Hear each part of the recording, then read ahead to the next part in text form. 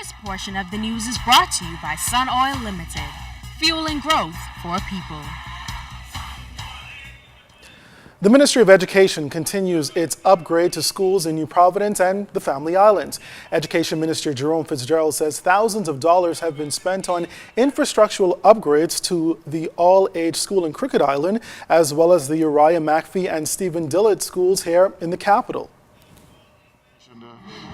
To teachers and the students have moved in, and I think we would have sent pictures which were in the media regarding how beautiful it turned out at the end of the day. There are still one or two things we want to add to it. We'll wait for next summer in order to complete those things. But so far we are satisfied with the improvements that have been made at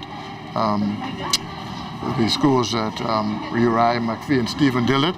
As I said, we've spent probably about $400,000 over the last 2 months. Most of it, 3/4 of it on Stephen Dillard with a new redoing the roof and some other things we had to do then. So we put a lot of money into our structures, but at the end of the day, we want to ensure that we provide the best working, learning environment that we possibly can.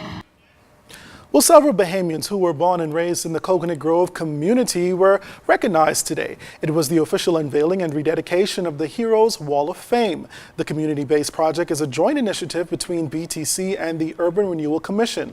LaDon Davis was at the special ceremony and has the details. Prominent Bahamians like Amos and Vince Ferguson, Caroline Walker, Edwin Colby, Harry Allen, and Cecil Rose are just some of the names etched on the Heroes Wall at the rededicated local Heroes Park on Poinciana Avenue. These unsung heroes are among 18 other outstanding Bahamians who have made a significant contribution to the growth and development of the Coconut Grove community. A few of the honorees we spoke to say they are grateful for the special recognition and reflected on how far the community has come over the years. Give God thanks and the praise for everything that I accomplished. It was not only me, it was a theme of us that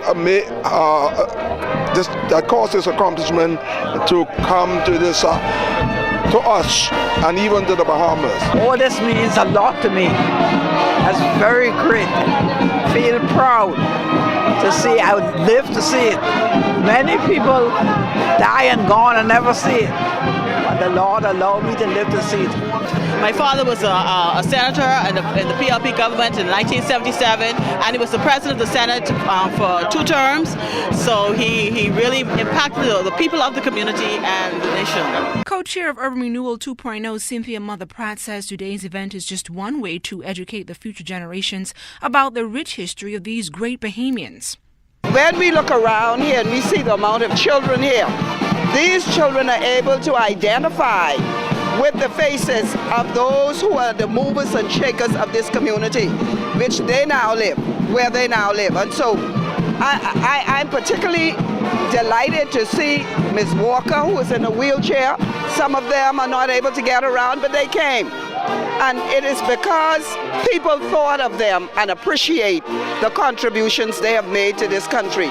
BTC CEO Jeff Houston says his partnership with Urban Renewal is all a part of the company's volunteer outreach initiative. In the new year, we're going to continue getting more and more into the communities right across the Bahamas. We're going to fix up a lot more in terms of parks and basketball courts and really start to contribute more and more again back into the community. And as we speak, at least a dozen projects now, a dozen volunteer projects are in the pipeline, actively being worked on by the people at BTC. And this goes right into children's homes in Cat Island. Thank you. And so the parks, the children's homes. LaDon Davis, ZNS Network News.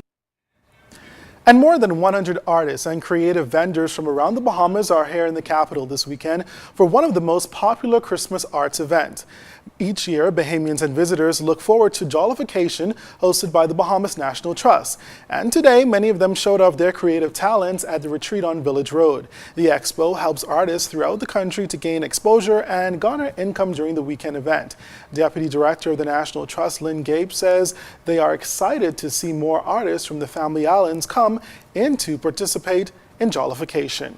And just in case you missed it, the event will be held once again tomorrow. Well, that does it for this portion of news, but stay with us. Julian Gibson is up next with a check on sports.